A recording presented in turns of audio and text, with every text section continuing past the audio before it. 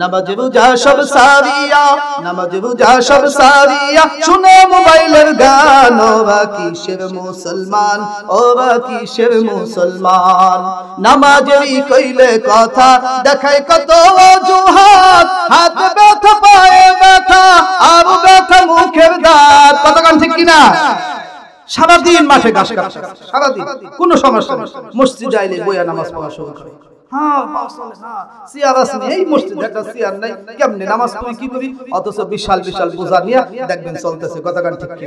বাইরে কোনো সমস্যা নাই, হাতে মসজিদ আইলে চেয়ার লাগে, চেয়ার মসজিদে গেলে সব চেয়ার, একজন মেম্বার নেই, সব চেয়ার।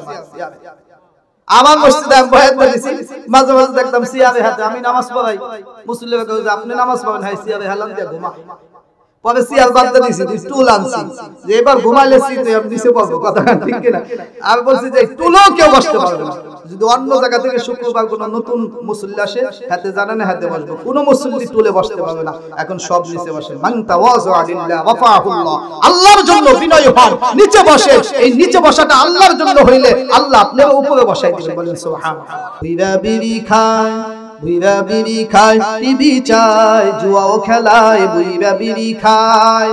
মহাবগত আছে ওয়াজটা যখন শুনলেন, এখন কিছু তিতা কথা শোনেন, কেউ উঠবেন না কিন্তু। এই যে আমাদের বাজার, যেখানে এই দোকান আছে সেখানে বুড়া মানুষ আছে কি নাই? 5 ওয়াক্ত মুসল্লি, ওয়াল্লাহি ওয়াল্লাহি আল্লাহর কসম করে বলতে পারি, এক ওয়াক্ত নামাজ কামাই দেয় না, টিভি দেখাও কামাই দেয় না। নামাজ এক ওয়াক্ত কামাই নাই, টিভি দেখাও কামাই নাই। চাচা এই যে বইছে দোকানে চা এক কাপ নিয়া, টিভি সিনেমা শেষ হওয়ার আগ পর্যন্ত চার কাপ আর শেষ হয় না। দোকানদার বিরক্ত, মিয়া জান না কেন, জামানে বেড়া এইসব আজান দেয়। অথচ মুসল্লি ইমামের পিছনে নামাজ পড়ে, এই আপনার কারণে ওই ইমামের বদনাম হয়। পাশে গেলে একজনে কয়, হুজুর কি মুসল্লি নিয়ে ঘুরেন মিয়া, সারাদিন টিভি দেখে। কথা কোন ঠিক কি? আবার বিড়ি খায়, আবার সিগারেট খায়, জুয়া খেলে। জুয়ার একটু কমছে আগেছে, আগে বাসতলায় গাছতলায় অনেক জুয়া হইতো, বুড়ারা খেলতো, বুড়ারা বাদ দিছে, যুবকরা মোবাইলে খেলে। কথা কান ঠিক কিনা? বুইরা বিড়ি খায়, টিভি চায়, জুয়াও খেলায়, বুইরা বিড়ি খায়। বয়স হলো 70-80, মরার চিন্তা নাই, চাচার বয়স হলো 70-80, মরার চিন্তা নাই, বুইরা বিড়ি খায়, বুইরা বিড়ি খায়, টিভি চায়, জুয়াও খেলায়, বুইরা বিড়ি খায়।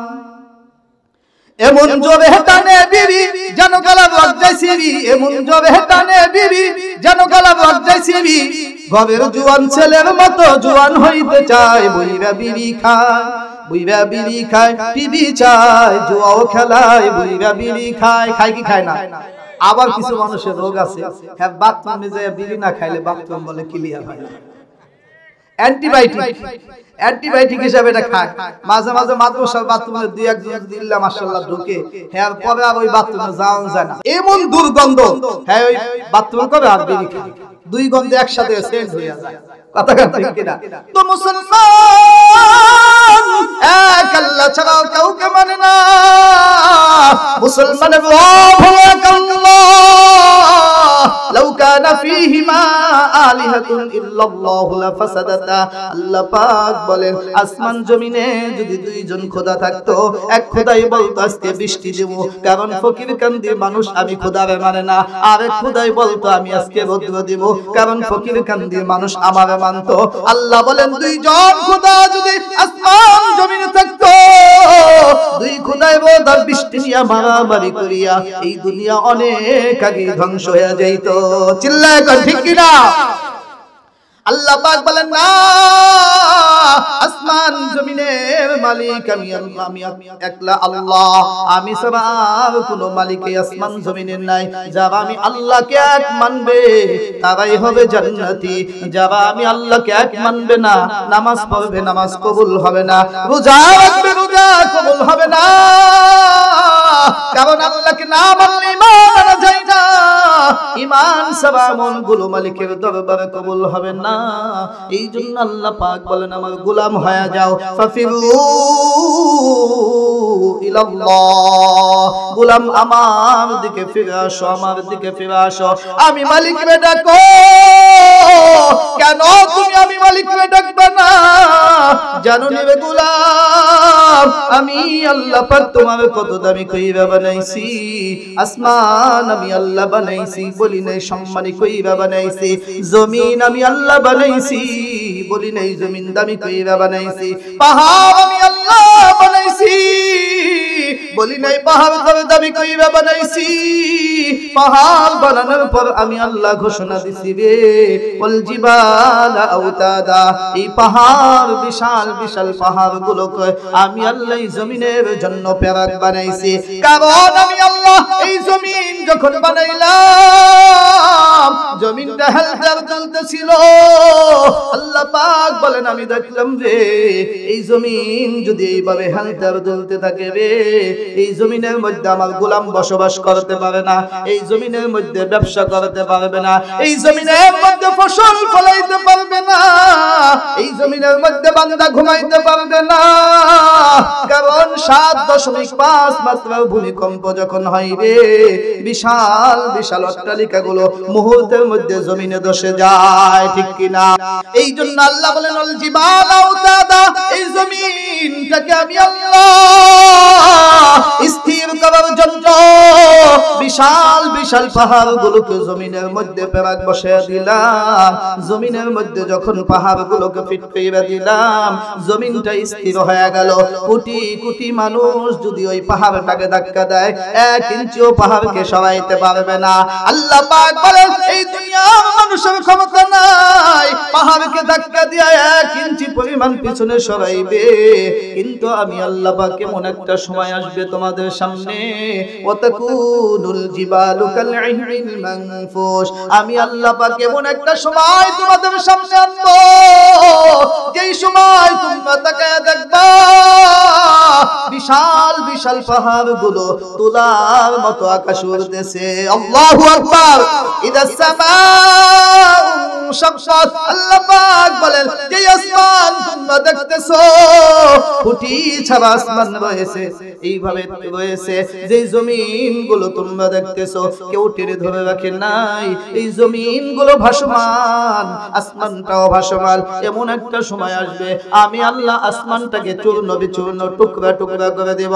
আমি আল্লাহ এই জমিনের মধ্যে এমন ভূমিকম্প শুরু করব ইদা জুলজিলাতিল আরদু জিলজালাহা ওয়া আখরাজাতিল আরদু আসকালাহা ওয়া ক্বালাল ইনসানু মা লাহা।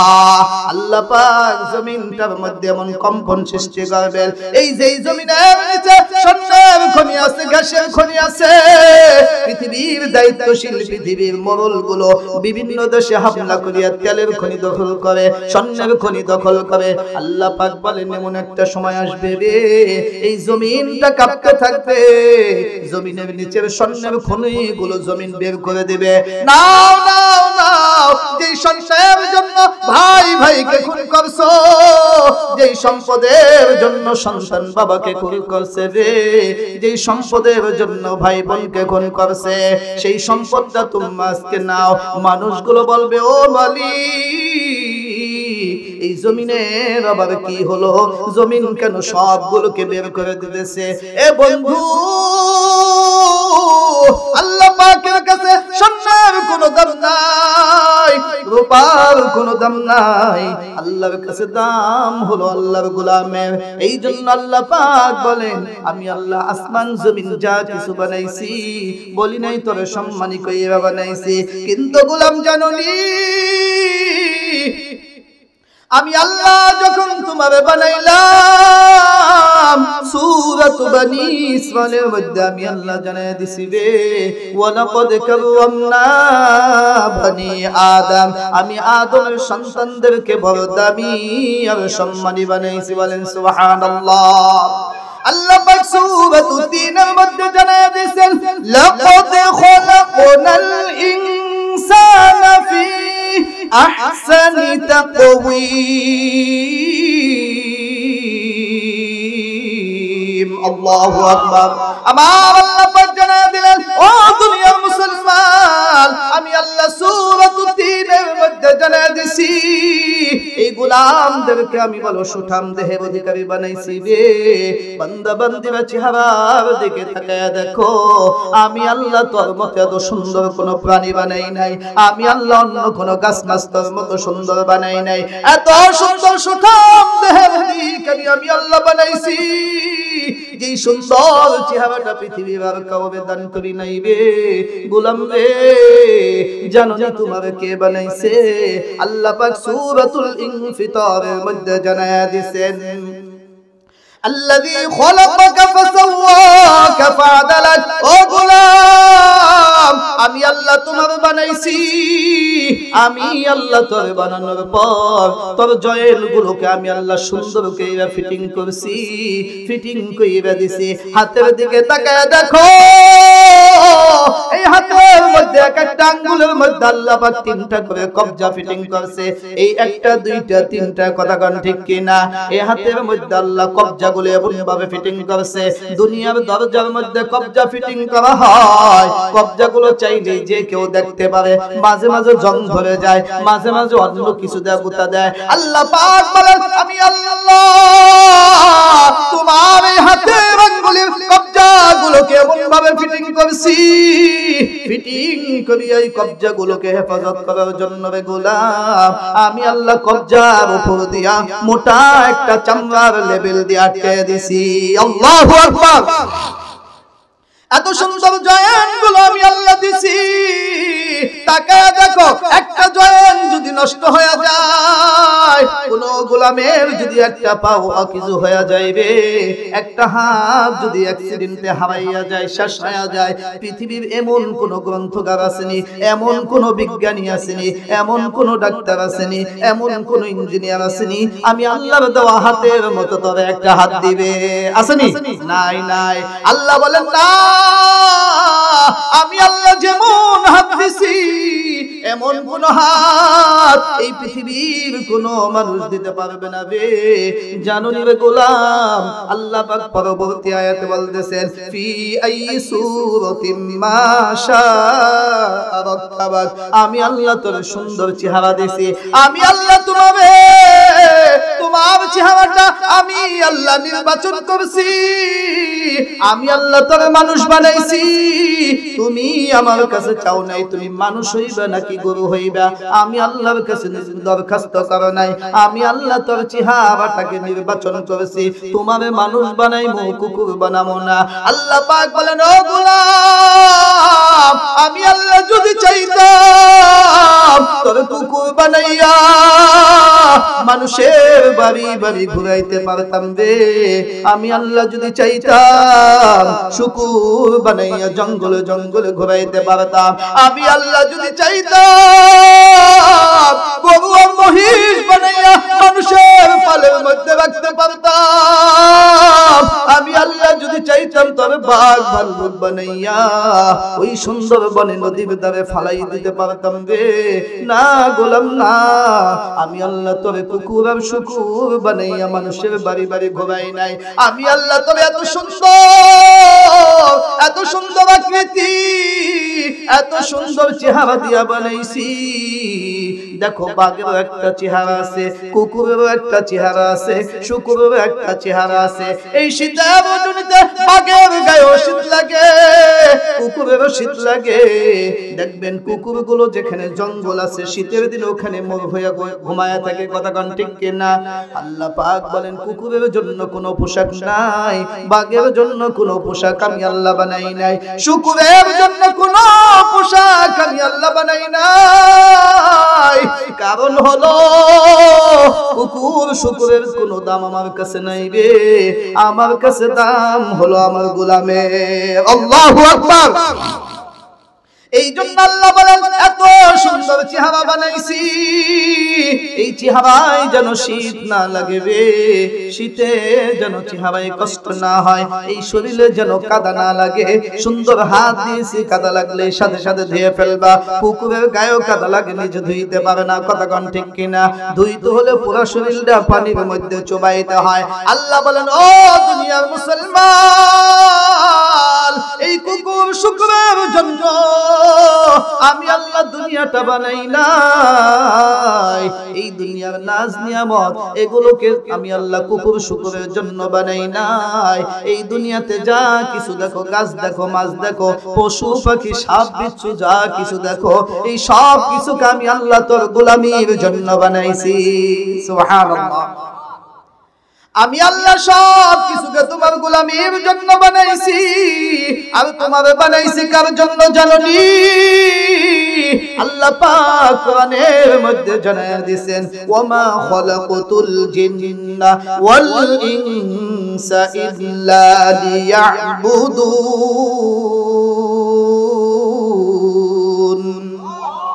আল্লাহ পাক জানায়া দিলেন, ও গোলাম, আমি আল্লাহ পাক দুনিয়ার সব কিছুকে তোর জন্য বানাইছি। তোমার গোলাম দুনিয়ার সব কিছুকে বানাইছি রে, আমি তোমারে আর জিনবে আমি আল্লাহর গোলামি করার জন্য বানাইছি। আমাকে আর আপনাকে, জিন জাতিকে আল্লাহ তার গোলামির জন্য বানাইছেন। আজকে দুনিয়ার মুসলমান এই দুনিয়ার আশায় পর কোনদিন নিজেকে জিজ্ঞাসা করে নাই, আল্লাহ আমাকে কেন বানাইলো, কেন দুনিয়ায় পাঠাইলো? কথা কান ঠিক কিনা? কেন আল্লাহ আমাকে দুনিয়ায় পাঠাইলো? একটা মানুষ জিজ্ঞাসা করছে কিনা এটা আমার ধারণা নাই। হয়তো ইল্লা মাশাআল্লাহ কিছু জিজ্ঞাসা করতে পারে। নিজেকে নিজে প্রশ্ন করা যে আল্লাহ আমাকে কেন বানাইছে, আমি কোথায় ছিলাম, কেন আসলাম, কি জন্য আল্লাহ পাঠাইলো? আজকে মনে করেন হাকিম আকবর হাটখোলা থেকে এক বস্তা চাউল যদি আপনার বাসায় কেউ কোনো অপরিচিত বেয়ানালা দিয়া যায়, আপনি তাড়াতাড়ি ভাবি যদি বলে যে অমুক এক বস্তা চাল দিয়ে গেছে, দৌড়ে যাবেন বেয়ানালার কাছে, এই চাল কে পাঠাইছে? কথা কোন ঠিক করে? কে পাঠাইছে, কেন পাঠাইছে? আমি তো চাল কিনতে চাই না, কে পাঠাইলো, কি জন্য পাঠাইলো? কত ধরনের প্রশ্ন। একটা মাছ যদি কেউ দিয়া যায়, একটা খাবার যদি কেউ দিয়া যায়, এই খাবারটা ভালো না মন্দ, আমাকে কি মারার জন্য দিছে না ভালোবাসা দিছে? জিজ্ঞাসা কর কে পাঠাইলো, কি জন্য পাঠাইলো, উদ্দেশ্যটা কি? জানতে চাই কি চাই না? আল্লাহ পাক বলেন, চাউলের বস্তা দেখিয়া গোলাম জিজ্ঞাসা করে কেন পাঠাইলো? ডাউলের বস্তা দেখিয়া গোলাম জিজ্ঞাসা করে কে পাঠাইলো, কেন এই ডাউলের বস্তাটা পাঠাইলো? কিন্তু গোলাম তোমার আমি কেন পাঠাইলাম কোনদিন নিজের জিজ্ঞাসা করছনি? আল্লাহ তুমি আমারে কেন পাঠাইছো, আমার কাজটা কি, আমি কি করব? আল্লাহর কাছে জিজ্ঞাসা কর, নিজেকে জিজ্ঞাসা করা, আল্লাহ আমাকে কেন পাঠাইলো, কি জন্য পাঠাইলো, আমার কাজটা কি?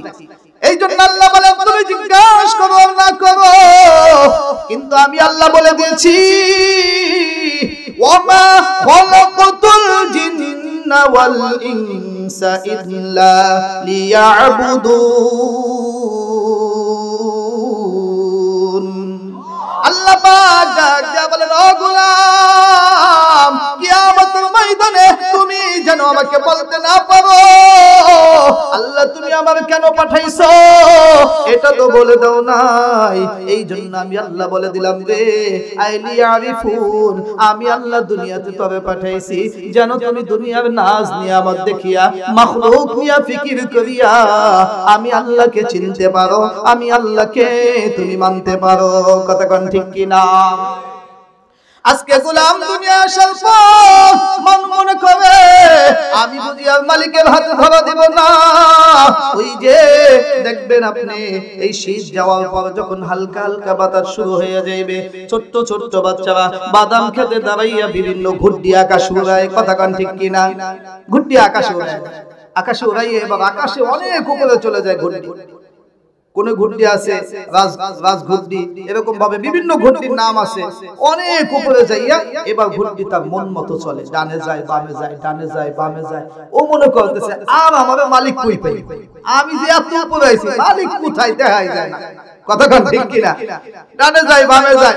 এবার ঘুরডি যদি বেশি লড়াচড়া করে মালিক কইতে হবে নামায়া সাইজ করতে হবে, বড় একটা লেঞ্জা লাগাইয়া বাদাম গাছ একটা উঠে লেঞ্জার মধ্যে বাইন্ধা দেবে। কথা কোন ঠিক কিনা? ঘুরডি সোজা হয়ে আসে। এবার আবার যখন উপরে যায় ডানে যায় বামে যায়, ডানে যায় বামে যায়। ঘুরডি মনে করে আমি বুঝি মালিকের হাতে আর ধরা দেব না।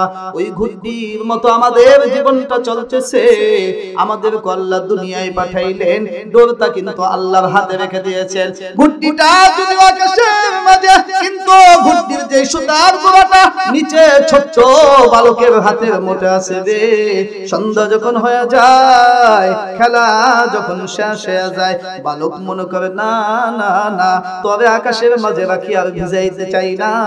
আস্তে আস্তে সুতাটা পেঁচাইতে থাকে, ঘুরটি ডানে যায় বামে যায়, যখন মালিকের হাতের মধ্যে আসে এবার ঘুরটি মনে করে ও মালিক, আমি ভেবেছিলাম মালিকের হাতে যাইব না, কত উপরে আমি ছিলাম, হঠাৎ করে দেখি আমি মালিকের হাতের মুঠে রে।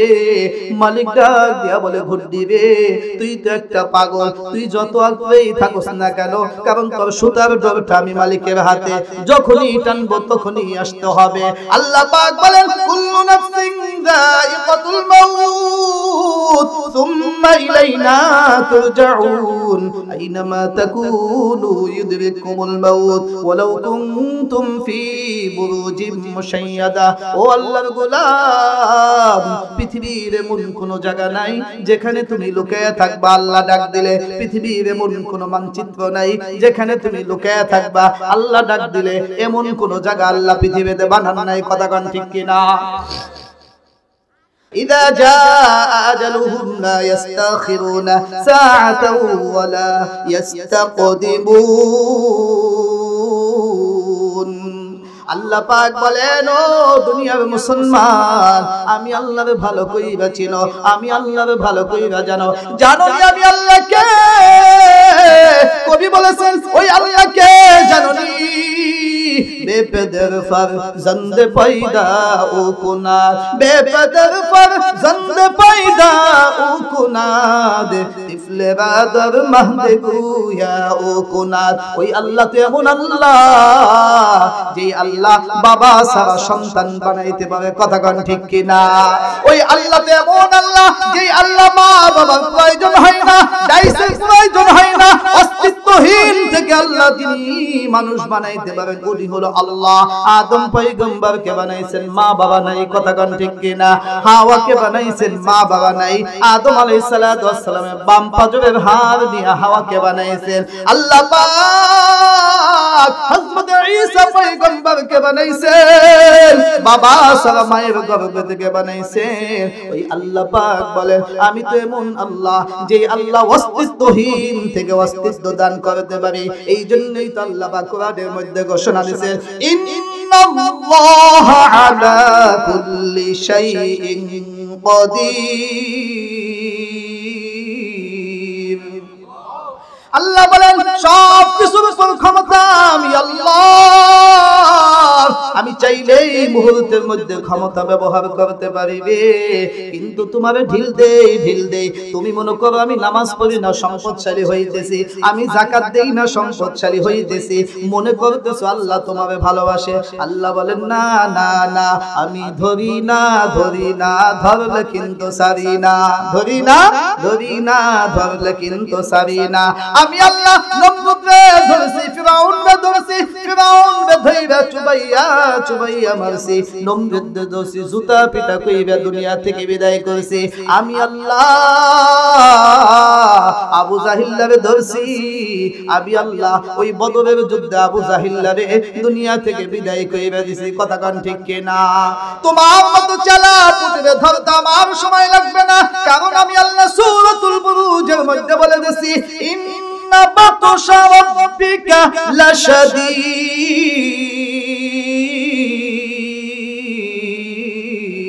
আল্লাহু আকবার। আমার আল্লাহ বলেন আমার ধরটা বড় কঠিন, আমি যারে ধরব সন্তান কান্না করবে, ফিরে রাখতে পারবে না। বাবা সন্তানের পাশে বসে কান্না করবে, আমার সন্তানটারে কে যেন নিয়ে গেল। ছোট্ট বাচ্চাটা মালিকের দরবারে কান্না করবে, মালিক আমার বাবারে নিও না, না না না।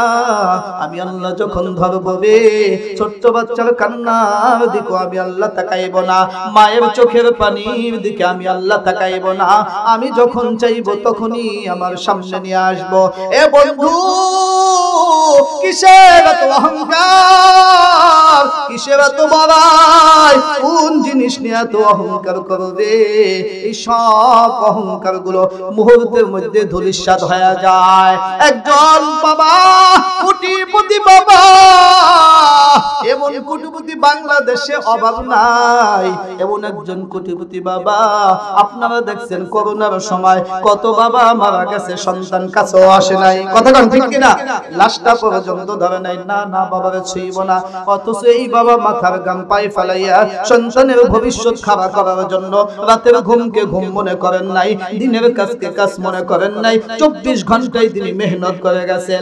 অথচ সময় মাত্র বদলেছে, বাবার খোলা চক্ষুটা মাত্রই বন্ধ হয়ে গেছে, সন্তান বাবার থেকে আলাদা হয়ে গেছে, স্ত্রী তার স্বামী থেকে আলাদা হয়ে গেছে। কার জন্য তো কিছু করতেছো? যাকে তুমি আপন ভাববা, মরার পর আপন লোকটাই তোমার কাঁধে করিয়া গোরস্থানে অন্ধকার জমিনের মধ্যে শোয় আসবে। এ বাবাজি, এখনো সময় আছে, এখনো সময় আছে। আমার মালিককে মালিক বলে মেনে নাও। ওই যে বলতেছিলাম, কোটিপতি বাবা দুনিয়া কামাইতে গিয়া নামাজ রোজার খবর নাই। ভালো কইবা শুনিয়া লও, কোটিপতি বাবা দুনিয়া কামাইতে গিয়া নামাজের সময় নাই, মিল ফ্যাক্টরির অভাব নাই, নামাজের খবর নাই, টাকা পয়সার অভাব নাই, রোজার খবর নাই। রমজান আসলে বলতো রমজানে রোজা তো রাখবে গরিবেরা, ওদের ঘরে খাবার নাই, এই জন্য রোজা রাখবে। বলেন নাউজুবিল্লাহ। এত কিছু সময় ওই কোটিপতির বাবার নাই। আল্লাহ বলেন, আমি আল্লাহ কাউকে আমি আল্লাহ ছাড় দেব না। আল্লাহ পাক ওই কোটিপতি বাবাকে হঠাৎ থাবা মেরে ধরে বসেছে, আল্লাহর সাথে সাথে তার জানটা কবজ করে নিয়ে গেছে। এবার সন্তানরা কান্না করে, মালিক আমার বাবার এত সম্পদ, কে দেখবে, কে খোঁজ খবর নিবে রে? আমার বাবার সম্পদ আমার বাবার মরণ থেকে বাঁচাইতে পারলো না, আমার বাবার টাকা পয়সা বাবারে বাঁচাইতে পারলো না, কেউ আমার বাবাকে বাঁচাইতে পারলো না। বাবা যখন দুনিয়া থেকে বিদায়, বাবার বড় বড় ব্যবসায়ী বন্ধুরা চলে আসলো। আহারে বন্ধু দুনিয়া থেকে চলিয়া গেল, ফ্যাক্টরির কি অবস্থা হবে, কর্মচারীর কি অবস্থা হবে, কিভাবে বেতন দেবে? কান্নাকাটি শুরু হয়ে গেল। আর কান্নাকাটি করে লাভ নাই, জলদি করে বাবার দাফন কাফনের ব্যবস্থা করো। এবার বাবাকে ধরিয়া গোসলের কাজটা যখন শেষ করা হয়, মাত্র 3 টুকরা সাদা কাফন বাবার শরীরে পেঁচায়া দেওয়া হয়। কোথায় গেল তার কোটি কোটি টাকা? কোথায় গেল মেল ফ্যাক্টরি? কোথায় গেল সুকেসের মধ্যে বাস করা দামি দামি পোশাকগুলো? কোনোটাই তার সাথে জড়ায় না। ওই দোকানের 3 টুকরা সাদা কাফনের কাপড় যখন পেঁচাইয়া ধনী কোটিপতি বাবাকে সন্তানগুলো তার খাটিয়া ধরিয়া গোরস্থানে নিয়ে তার শোয়া চলে আসলো। এবার সন্তানবাসীরা বন্ধুদের সাথে কথা বলতেছে, আমার বাবার এত কোটিপতি, কোটি কোটি টাকা, বাবার কোনো উপকার আসলো না। এমন সময় সন্তান পকেটে হাত দিয়েছে, হাত দিয়ে দেখে 1000 টাকার একটা চেক তার পকেটে নাই। সন্তানটা চিৎকার দিয়ে উঠছে। তখন 1000 টাকার চেকের অনেক দাম ছিল, আজ থেকে অনেক বছর আগে। সন্তানটা চিৎকার দিয়ে বলল, ও বাবার বন্ধুরা, এই 1000 চেকটা কোথায় গেল? 1000 টাকার চেকটা। বন্ধুরা বলল, মনে হয় তোর বাবার কবরে, যখন তোর বাবার কবরে নামাইছো মনে হয় উপর হইছো, টাকাটা নিচে পড়ে গেছে। চলো দেখি তাড়াতাড়ি, মাত্রই তো বাজানকে কবর দিয়ে আসলাম, টাকাটা এখনো নষ্ট হয় নাই, কবরের মাটিগুলো সরাইয়া টাকাটাকে নিয়ে আসি। সন্তান আর বন্ধু বান্ধবরা মিলে কাঁধের মধ্যে কুদাল নিয়া এবার যখন বাবার কবরের সামনে গেল রে, 3-4 মিনিট হইছে বাবাকে কবরে রাখছে। সন্তান কুদালটা হাতে নিয়া বাবার কবরের মাটিগুলো যখন সরাইলেন, বাবার কবরের মাটিগুলো সরানোর পর একটা দুইটা করে বাঁশ যখন সরাইলেন, সরানোর পর দেখে কবরের মধ্যে দাউ দাউ করে আগুন জ্বলে রে। সন্তানটা কোদাল ফেলিয়ে একটা দৌড় আমার মালিককে ডাক দিয়ে বলে, মালিক আমার কোটিপতি বাবার কবরে কে আগুন জ্বালাইলো? মাত্র বাবাকে শোয়া রাখলাম রে, কে আমার বাবার কবরে আগুন জ্বালাইলো। সন্তানটা দৌড় যায় আর আমার আল্লাহ বেটাকে, আল্লাহ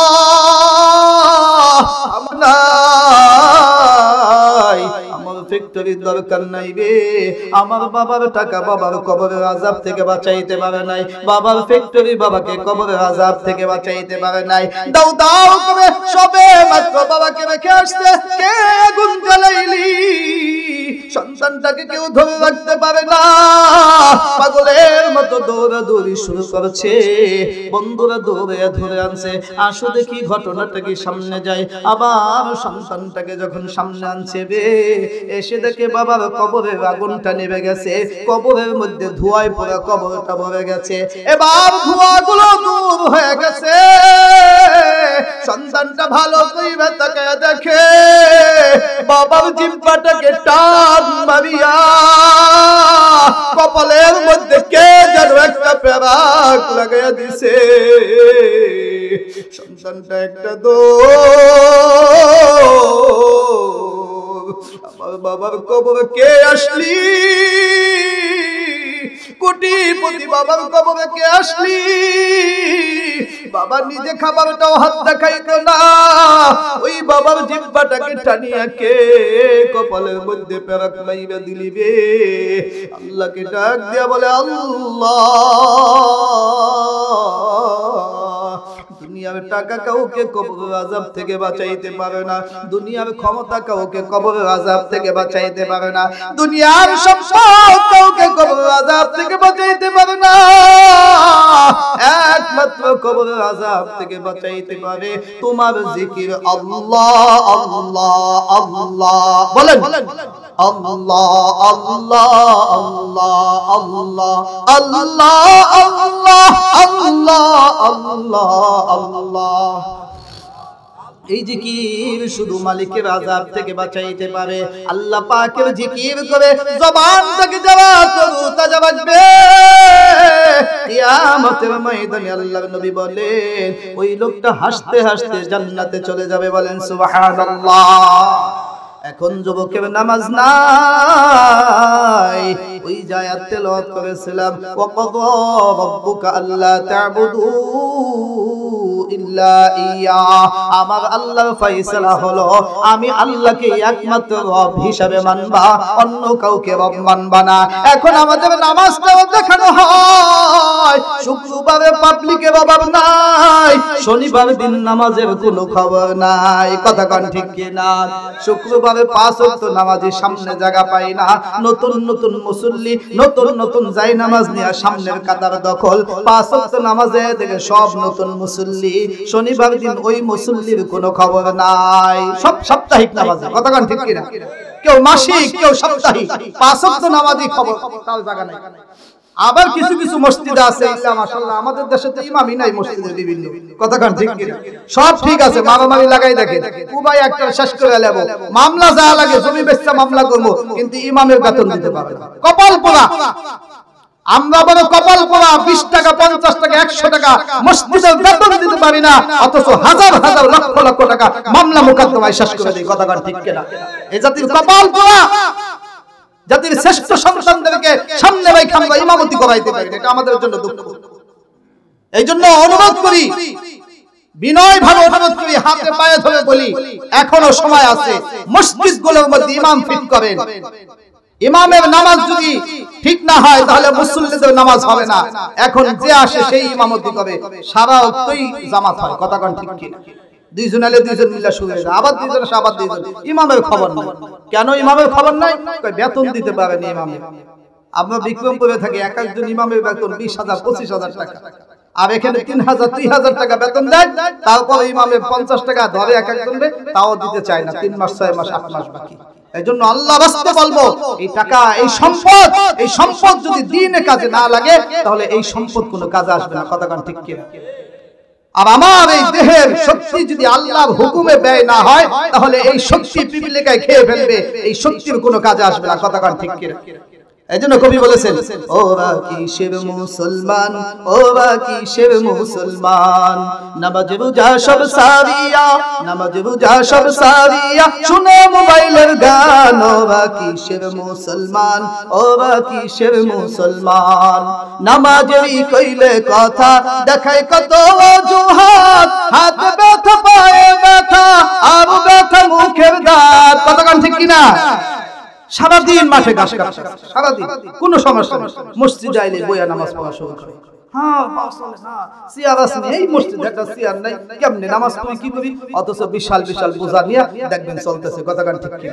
বাইরে কোনো সমস্যা নাই, মসজিদে আইলে চেয়ার লাগে, চেয়ার মসজিদে গেলে সব চেয়ার, একজন মেম্বার নেই, সব চেয়ার। আমার মসজিদে আমি বয়াত দিছি, মাঝে মাঝে দেখতাম চেয়ারে হাতে আমি নামাজ পড়াই, মুসল্লিরা কয় যে আপনি নামাজ পড়েন, হাই চেয়ারে হেলান দিয়ে ঘুমা। পরে চেয়ার বাদ দিছি, টুল আনছি, যে এবার ঘুমাইলে সিটে আমি নিচে বসবো। কথা ঠিক কিনা? আমি বলছি যে টুলও কেউ বসতে পারবে না, যদি অন্য জায়গা থেকে শুক্রবার কোন নতুন মুসল্লি আসে, হাতে জানানে হাতে বসবো, কোন মুসল্লি টুলে বসতে পারবে না, এখন সব নিচে বসে। মান তাওয়াযা লিল্লাহ ওয়াফাহুল্লাহ, আল্লাহর জন্য বিনয় হন, নিচে বসে। এই নিচে বসাটা আল্লাহর জন্য হইলে আল্লাহ আপনার উপরে বসাই দিবেন। বলেন সুবহানাল্লাহ। ওরা কিসের মুসলমান, ওরা কিসের মুসলমান, নামাজেরই কইলে কথা, দেখায় কত অজুহাত, হাত ব্যথা পায়ে ব্যথা, আর ব্যথা মুখের দাঁত। রুকু সিজদা করতে নাকি, ওরা বলে রুকু সিজদা করতে নাকি গিরাই লাগে টান।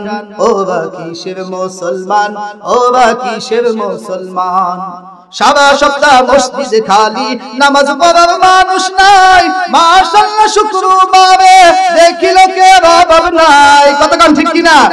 সারা সপ্তাহ মসজিদে খালি, নামাজ পড়ার মানুষ নাই, মাশাআল্লাহ শুক্রবারে দেখি লোকের অভাব নাই। আসে ওটা সবার শেষে, আসে ওটা সবার শেষে, রুকুতে পাই ইমামকে। ওরা কিসের মুসলমান, ওরা কিসের মুসলমান, নামাজ রোজা সব সারিয়া, নামাজ রোজা সব সারিয়া, শুনে সিদির গান। ওরা কিসের মুসলমান, ওরা কিসের মুসলমান। কতক্ষণ ঠিক কিনা? মুসলমান তো সবাই, নামে মুসলমান, সব নামে মুসলমান, আর গরু খাওয়া মুসলমান। এখন এমন মুসলমান 5 ওয়াক্ত মুসল্লি, ইমামের পিছনে নামাজ পড়ে, 4টা কালিমাই কইতে পারে। কতক্ষণ ঠিক কিনা? ইমামের পিছনে নামাজ পড়ে, মনে হয় যে বাবা হাজী সাহেব, গাজী সাহেব, কিন্তু ইমাম না থাকলে লাগে ঠেলা ঠেলা। হাতে আর সামনে কাতারে যায় না, নাজরি হবে দিয়ে দেয় সামনে ঠেলে। আল্লাহ সব গরম হয়ে যাবে, আল্লাহ মাফ করো। অথচ প্রত্যেকটা মুমিন মুসলমানের তলাবুল ইলমি ফরিদাতুন আলা কুল্লি মুসলিম, ইলমে দিন শিক্ষা করা ফরজ ছিল। কতক্ষণ ঠিক কিনা? শিখে নাই আমরা, দুনিয়ার সব কিছু দেখছি, কার খেতে রাইল কোন দিকে ঠেললা নিয়ে যাবো, এইটা খুব ভালো শিখছি। এটা কোনো স্কুলে শিখাই নাই, কলেজে শিখাই নাই, কোনো ইউনিভার্সিটিতে শিখাই নাই, কেমনে শিখলা? এটা তো কেউ শিখাইলে না, আইল ঠেলা কেউ শিখাইলো না, কিন্তু শিক্ষা গেলাম। নিজের খেতেরটা কাটতে যায়, আরো জনের মোট কাটতে নিয়ে আয়া পড়লাম, এটা কেমনে শিখলাম? এটা খুব লাভ আছে। আল্লাহ আমাদের হেফাজত করুন, বলেন আমিন। আরো কিছু মানুষ আছে লম্বা জিনিস টানাটানি করে। কতক্ষণ ঠিক কিনা? আসেন এরকম মানুষ আছে, অনেক আছে, লম্বা জিনিস টানাটানি করে। আল্লাহ মাফ করো। এই বিড়ি সিগারেটের মধ্যে জাহান্নামের 3টা আলামত আছে। কয়টা আলামত বলেন? 3 আলামত বিড়ির মধ্যে, সিগারেটের মধ্যে। এইগুলোর মধ্যে 3টা আলামত আছে জাহান্নামের। কি? জাহান্নামে আগুন হবে। বিড়ির মধ্যে আগুন আছে কি নাই? আছে। জাহান্নামে ধোঁয়া হবে, বিড়ির মধ্যে আছে কি নাই? জাহান্নামে গন্ধ হবে, বিড়ির মধ্যে আছে কি নাই? আছে। বিড়িওয়ালা যদি আপনার পাশে দাঁড়ায়, আপনি না খাইলেও বাইরে লোক বেটা তুই বিড়ি খাইছিস, কয় না তো আমি খাই নাই, মা ডাবা এগুলো বিশ্বাস করবে না, খাইছ। ও বুঝছি, ওই চাচার পাশে দাঁড়াইছিল, ও শরীরই বন্ধ হয়ে গেছে বিড়ির। কথাকার ঠিক কিনা? এজন্য এটা একটা শোনাইছেন নি, বুইরা বিড়ি খায়, বুইরা বিড়ি খায়, টিভি চায়, জুয়াও খেলায়, বুইরা বিড়ি খায়। মহা আবেগ আছে। ওয়াজটা যখন শুনলেন, এখন কিছু তিতা কথা শোনেন, কেউ উঠবেন না কিন্তু। এই যে আমাদের বাজার, যেখানে এই দোকান আছে, সেখানে বুড়া মানুষ আছে কি নাই? 5 ওয়াক্ত মুসল্লি, ওয়াল্লাহি ওয়াল্লাহি আল্লাহর কসম করে বলতে পারি, 1 ওয়াক্ত নামাজ কামাই দেয় না, টিভি দেখাও কামাই দেয় না। নামাজ এক ওয়াক্ত কামাই নাই, টিভি দেখাও কামাই নাই। চাচা এই যে বইছে দোকানে চা এক কাপ নিয়া, টিভি সিনেমা শেষ হওয়ার আগ পর্যন্ত চার কাপ আর শেষ হয় না। দোকানদার বিরক্ত, মিয়া জান না কেন? জামানে বেড়া এইসব আজান দেয়। অথচ মুসল্লি ইমামের পিছনে নামাজ পড়ে। এই আপনার কারণে ওই ইমামের বদনাম হয়। পাশে গেলে একজনে কয়, হুজুর কি মুসল্লি নিয়ে ঘুরেন মিয়া, সারাদিন টিভি দেখে, কথা কোন ঠিক কি? আবার বিড়ি খায়, আবার সিগারেট খায়, জুয়া খেলে। জুয়ার একটু কমছে আগেছে। আগে বাসতলায় গাছতলায় অনেক জুয়া হইতো, বুড়ারা খেলতো, বুড়ারা বাদ দিছে, যুবকেরা মোবাইলে খেলে, কথা কান ঠিক কিনা? বুইরা বিড়ি খায়, টিভি চায়, জুয়াও খেলায়, বুইরা বিড়ি খায়। বয়স হলো 70-80, মরার চিন্তা নাই, চাচার বয়স হলো 70-80, মরার চিন্তা নাই, বুইরা বিড়ি খায়, বুইরা বিড়ি খায়, টিভি চায়, জুয়াও খেলায়, বুইরা বিড়ি খায়। এমন জোরে টানে বিড়ি যেন গলা বাজায় সিঁড়ি, এমন জোরে টানে বিড়ি যেন গলা বাজায় সিঁড়ি, ঘরের জুয়ান ছেলের মতো জুয়ান হইতে চায়, বুইরা বিড়ি খায়, বুইরা বিড়ি খায়, টিভি চায়, জুয়াও খেলায়, বুইরা বিড়ি খায়। খায় কি খায় না? আবার কিছু মানুষের রোগ আছে, হ্যাঁ বাথরুমে যায় বিড়ি না খাইলে বাথরুম বলে ক্লিয়ার হয় না। অ্যান্টিবায়োটিক হিসাবে এটা খায়। মাঝে মাঝে মাদ্রাসার বাথরুমে দুই একজন দিল্লা মাশাআল্লাহ ঢুকে, হ্যাঁ পরে আর ওই বাথরুমে যাওয়া যায় না, এমন দুর্গন্ধ। হ্যাঁ ওই বাথরুম করে আর বিড়ি খায়, দুই গন্ধে একসাথে সেন্ট হয়ে যায়, কথা ঠিক কিনা? আল্লাহ আমাদের হেফাজত করেন, বলেন আমিন। বিড়ির মধ্যে তিনটা আলামত জাহান্নামের, আগুন, ধোঁয়া, গন্ধ। সুতরাং আল্লাহ আমাদেরকে এই সমস্ত জিনিস থেকে হেফাজত করেন, বলেন আমিন। আমি দেখছি আমাদের এই সমস্ত এলাকায় আগে মহিলারাও বিড়ি খাইছে, আর একটু কমছে, কথা কান ঠিক কিনা? মহিলারা বিড়ি খায়, এটা কেমন জিনিস? মহিলারা আগে বিড়ি খাইতো আগে, এখন বর্তমান ডিজিটাল এরা খাইবো না, এরা খাইলে কলেজ বিশ্ববিদ্যালয়ে খেয়ে আইছে, ওখানে এসে আর খাইতো না, কিন্তু আগে মানুষ খাইছে। আল্লাহ আমাদের হেফাজত করেন, বলেন আমিন। এই জন্য আল্লাহ পাক বলেন, ওয়াকাদা রাব্বুকা আল্লা তা'বুদু ইল্লা ইয়্যা। আল্লাহ রাব্বুল আলামিন বলেন, আমার হুকুম হলো, আমারে আল্লাহ বলে মানবা, দুনিয়ার কারো আমার সাথে শরীক করবা না। কারা কারা আমার আল্লাহকে আল্লাহ বলে মানিয়া আল্লাহর ইবাদত গুলো করার জন্য রাজি আছি? হাত তোলেন, আল্লাহু আকবার, নারায়ে তাকবীর। আল্লাহ কবুল করেন, বলেন আমিন। ওয়া আখিরু দাওয়ানা আলহামদুলিল্লাহি রাব্বিল আলামিন। আসসালামু আলাইকুম ওয়া রাহমাতুল্লাহি ওয়া বারাকাতুহু।